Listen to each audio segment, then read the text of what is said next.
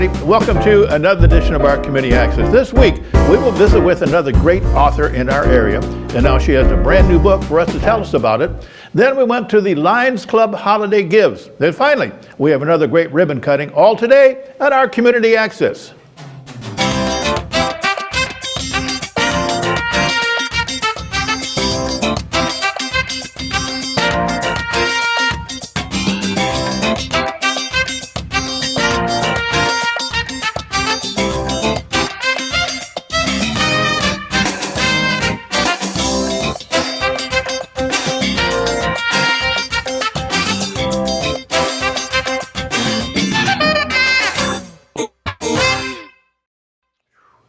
Welcome back.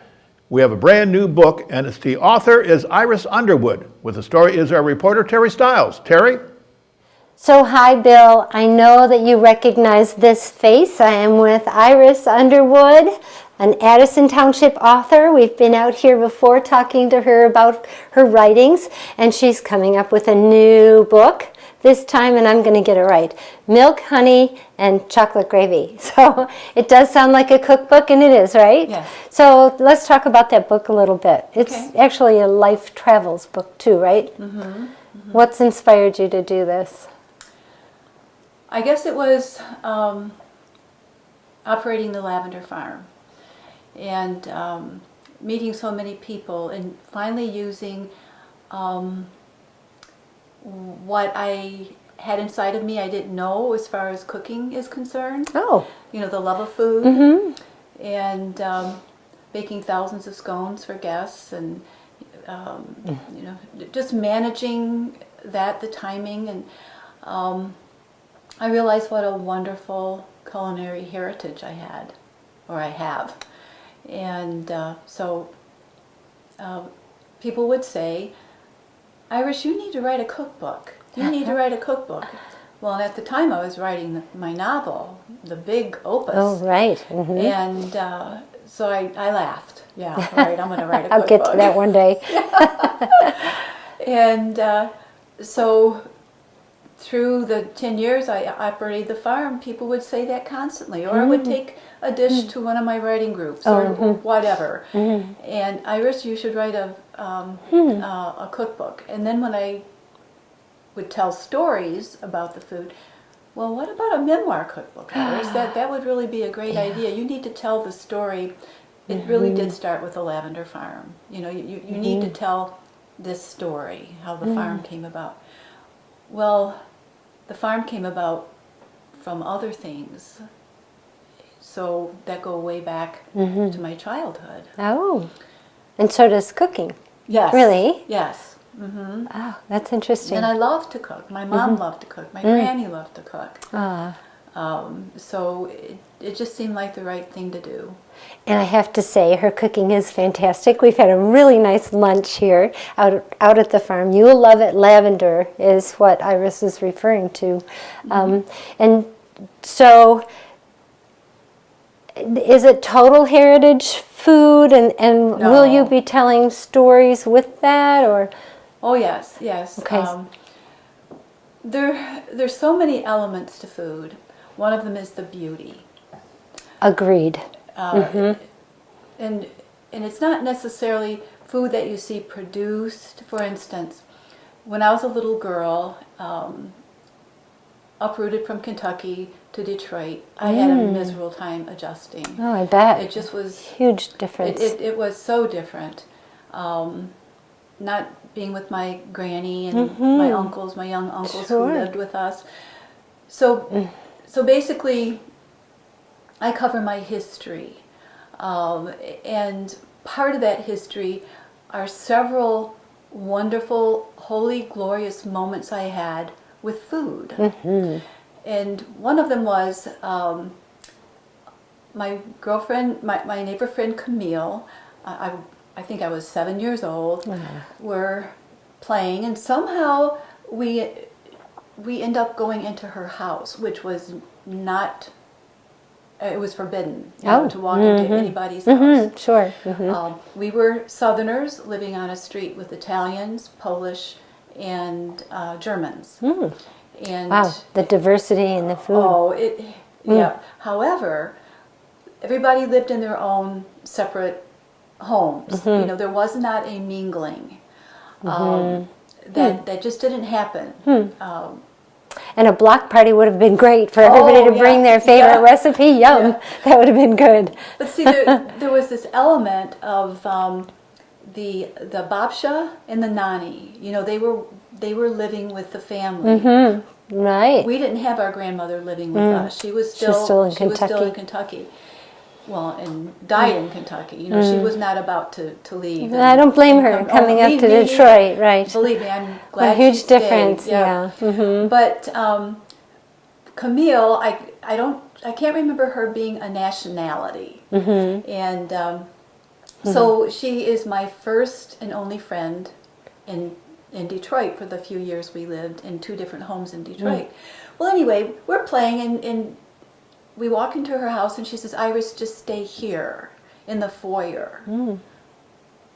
I had never heard that word foyer before. Oh.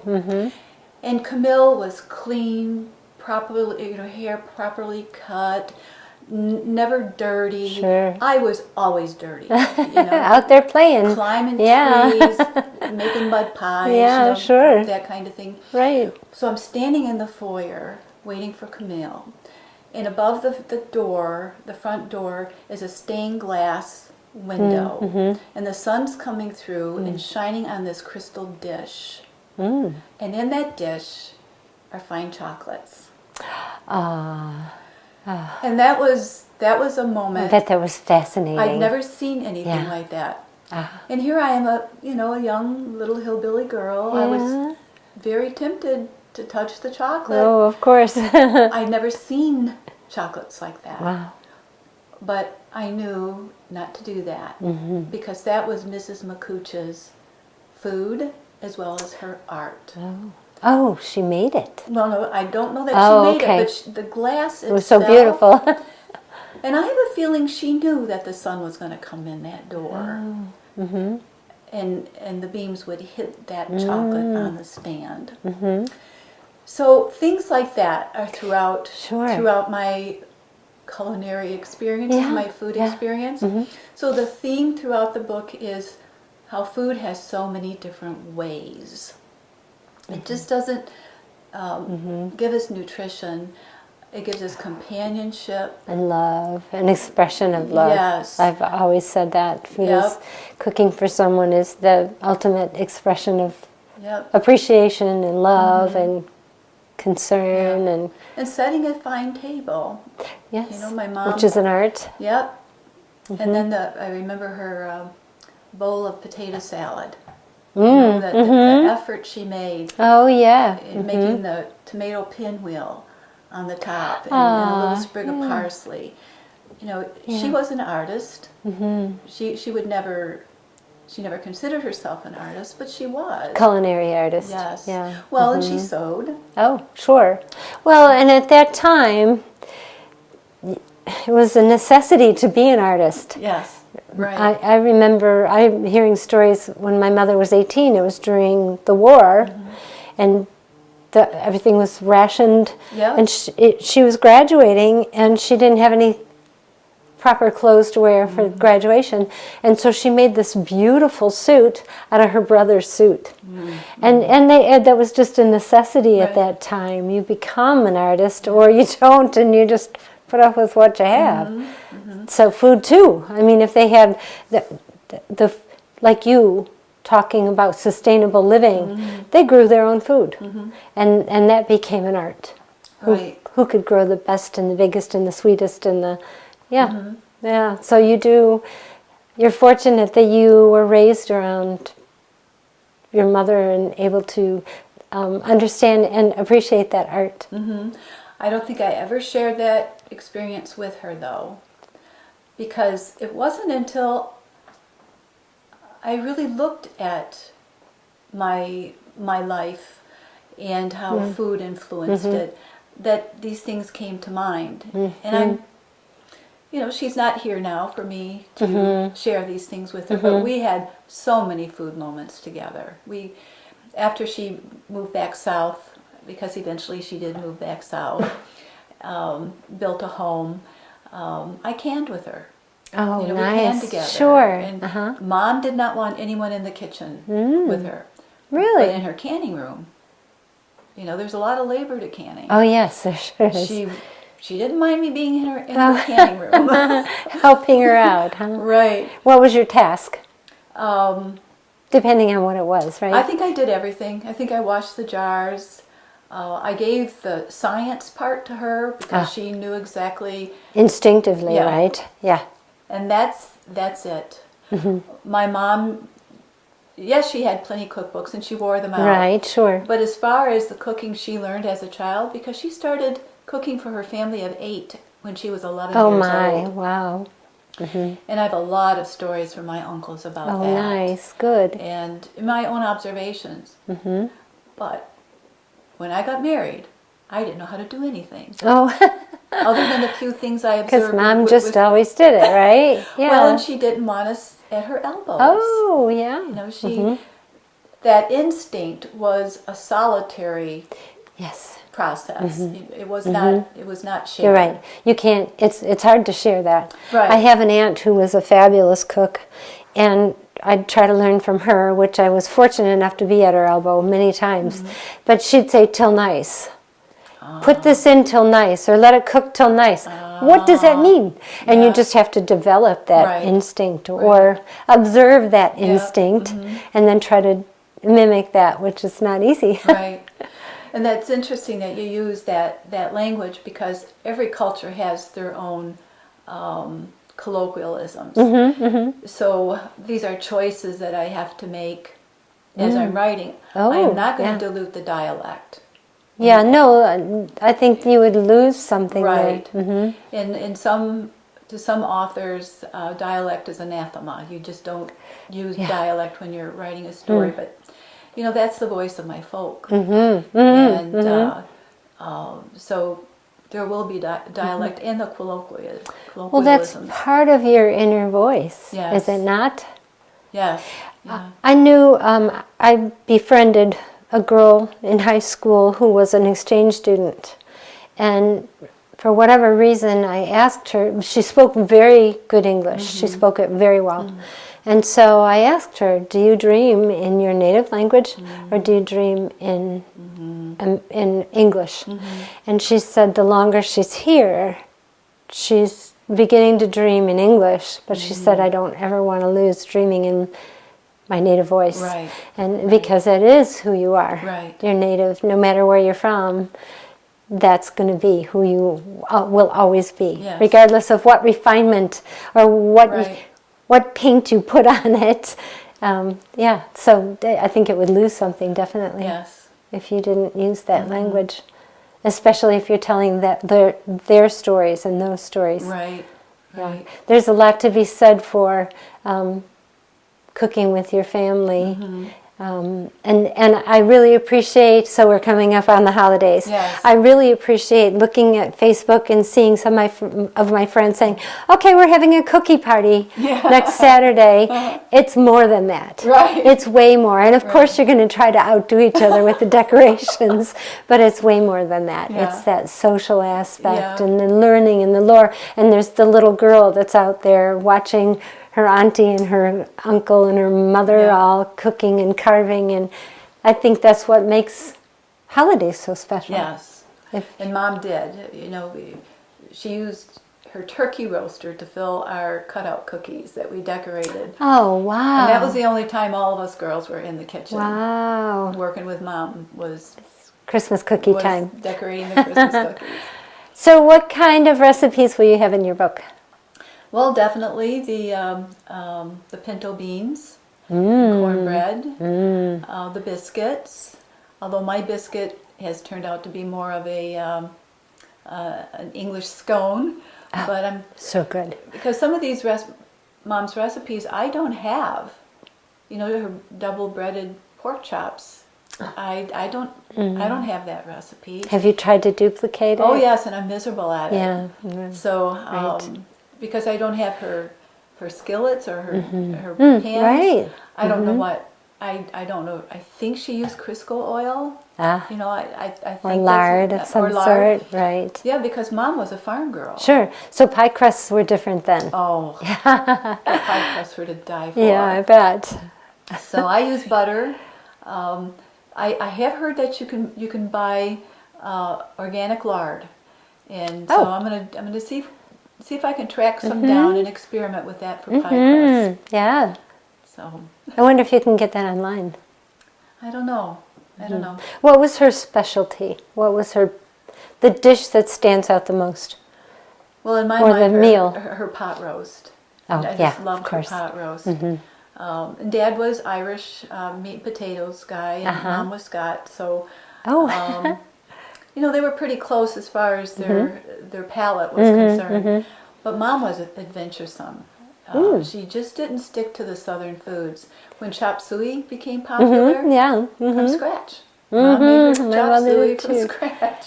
And try to duplicate that. I can't. No, I have no idea how to. Yeah, No. my mother did the same, and it was probably my favorite meal that she made. But being a farm girl, an Appalachian farm girl, a pork roast. She would say out of the blue, "I'd love a good pork roast." Well, I knew what was going to be on the table. Oh, good. Yes, I liked the pork roast more because the meat was denser and it was usually more tender. Beef could be a little tough at times. Right. But and potatoes, what she did with potatoes, potato soup. But everybody knew her for her apple pie. Oh, And every kind of pie. Mom, I knew the that seasons. crust. I knew the seasons by Mom's pies. Oh, Because in the summer it was all the fruit pies. Strawberry rhubarb first, sure. because that's the first fruit to come in. And then the peach, and then the blackberry, because they grow wild. They grow wild in the mountains. Right. So that's my favorite. There's the Blackberry pie. Oh, that sounds good. And cobbler. Of course, they do cobblers. They still do cobblers down there. And her coconut cream pie and her banana cream pie. Really? Her That's meringue- adventurous, really. Her meringue was 6 inches. Oh, It was like 2 pies, actually. isn't that something? I don't even try that. No. How'd she do that? Oh, Isn't boy. that something? Now that's adventurous for living in the Appalachian area. That's going out of the comfort zone. Yep. Oh, and pecan. Oh, yes, of course. She had a brother Christmas. who was a Marine and for a long time was stationed in Georgia. Oh, so you got the pecans. So he would bring up pecans in the summer. nice. And of course, every summer we would have a big McCoy O'Brien reunion. Oh, nice. In the McCoy Bottom, filled with people. The food, just All the chicken and dumplings. Oh, my goodness. So you still have family there that you get to visit? I have one uncle who has not left the McCoy Bottom. He'll be 89 years old, December 18. Wow. And he has one daughter who lives there. So I visit every summer. And Very good. then I take a pilgrimage to Matewan, West Virginia, where I was born, in the Matewan Hospital. Wow. It's just about a 15-minute drive. It's right on the border, Oh, okay. the West Virginia-Kentucky border. Oh, so they're the eastern part of Kentucky. Yes. Yep. Is that the same McCoys as the Hatfields and McCoys? Sure is. Is it really? Yeah. Wow, that's interesting. And I don't discuss that in my memoir cookbook because, Oh, it's not necessary. well, you know, it wasn't spoken of in my childhood. Oh, yeah, okay. And my cookbook goes just through my childhood because That's great. there's part 2. Ah, Because part 2 includes horrible mistakes I made learning to cook, oh, haven't we all? and then falling in love Ah. with cooking and food, and then the farm. Of course, losing our daughter and how that impacted my life as in my understanding of what food really is.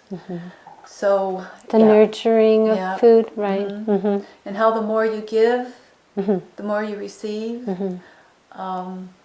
And the having the farm and having all the guests at your farm influenced your food as well, right? Or your absolutely. appreciation Yeah. for it. Well, that's actually when I realized my mother was possessing me. That's a good thing, right? Yes. Because channeling your mom. right, she was a very strong, physically strong person, and mentally strong person, and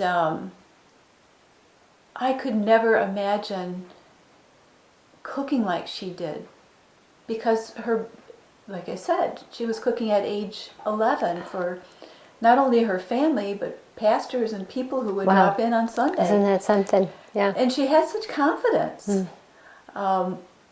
I still don't have that confidence. Yeah, no, I could not cook for that many people. You know, if you're not given that when you're young, you just don't have it. So, but I have gained that acceptance. You know, I know just to challenge myself and go beyond my limits. And if I don't make the best pot of soup, big deal, you know. Right. There's always another one. If the roast is too tough, okay, that's all right, you know. Yeah. Because I have other things in my life that I want to nurture as well. Well, you've done that for us today. Well, thank you. I really feel privileged to be able to come out and visit with you. Snowy and icy that it may be today. Thank you. Want to go make some ice cream out of the snow? That's a good idea. That's what Mom did. Yeah, sure, they right. gathered the snow. Yeah. Because it was not plentiful like here in Michigan, but they would make ice cream out of the snow. Well, I feel like your mother's here with us today, Yes. and that's a pleasure. It's a pleasure to meet your mom. Yeah. And let us know when you get that book going or out, Okay, and certainly we'll come back and have a look at it, and we'll help let the community know about your book too. Yes.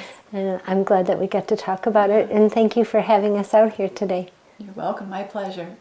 Sorry, Bill, you missed a good lunch. Thanks, Terry. Next up, our Oxford Lions Club gives for the help. We're with the Oxford Lions Club, and what we're doing today is our annual Christmas food basket distribution, and then also gifts for children. What we're doing this morning is we went to Meijer to pick up food, and what we're doing now is boxing up Christmas dinner. The clients have the option of choosing between a ham or a turkey, and so we picked up the hams, turkey, and then we have about 16, 17 different items that we're also including in the basket. We have probably been doing, the club's in our 48th year, and I think we've been doing this the whole time that we been a Lions Club. What we do is also, last weekend we were out on the street corners in Oxford on Thursday, Friday, and Saturday, December 5th, 6th, and 7th. We were taking donations from people on M24, Burdick, and on Baldwin Street, and so the money that we raise goes to purchasing the food and the gifts. We take donations. We do. You can easily send donations to my address, which is 5365 Sherwood Road, Oxford, Michigan. Or the other address you can send it to is 970 Eugene, Oxford, Michigan 48371. We probably have, today we probably will be distributing, I would say, in the neighborhood of probably 3,000 pounds of food today to the 45 families. So it's a busy day. We'd like to thank the Oxford Middle School in Oxford. They did a food drive for us earlier this year, and we got a sizable amount of food from that school, from the students there. And we also have a Scouts group that helps us with gifts for the children, as well as Vaughn's Sporting Goods out on Glassby Road. And so it's kind of a community involvement. Different businesses also provide us with food. So it's a number of people are involved to make this successful today. Great job, Lions. Next up is another ribbon cutting, this week for the Oxford chiropractors. Let's watch.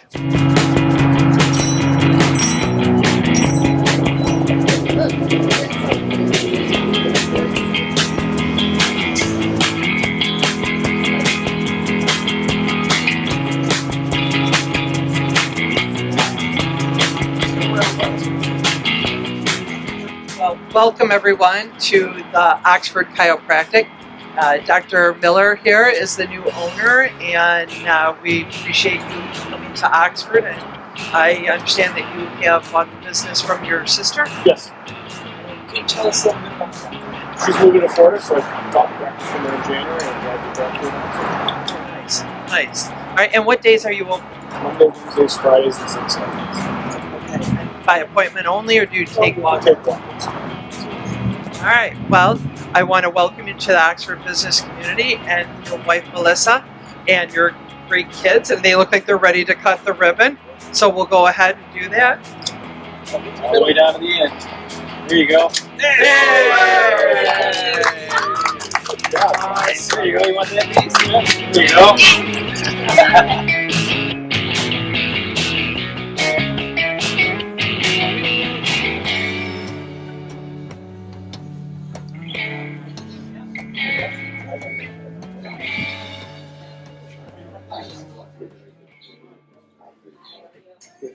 So I'm here with Dr. Miller, who's just opened up this Oxford Chiropractor. And so just to get to know you a little bit better for all the people of Oxford, how did you really get drawn into chiropractic? I originally wanted to be an athletic trainer, and the further I went down that path, I realized it wasn't, for me, it wasn't very fulfilling. I've always loved chiropractic, something I've always been very much interested in, is the natural healing of the human body. And here I am.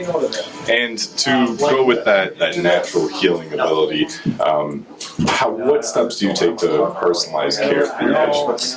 Everybody responds differently. So we tailor it to each patient's specific needs, desires, what it is they want to get out of care. So that's what we do here.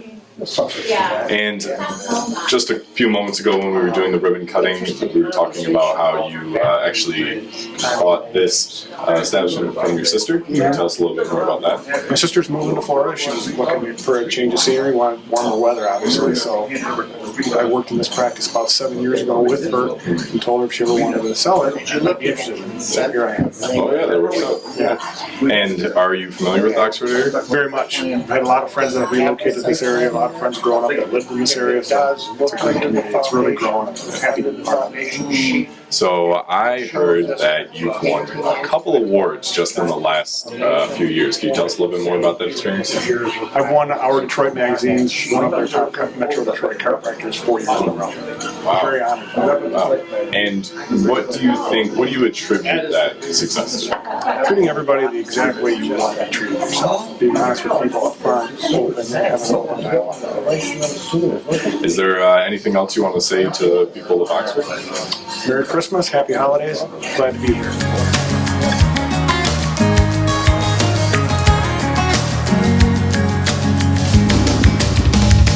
There you go. Well, that's all the time for this week. So, for our reporter Terry Stiles in River Tuck and our photographer Kyle Snage, and for our editor Terry Stiles again, I'm Bill Service. And you have a great week, and we hope to see you again on our Community Access.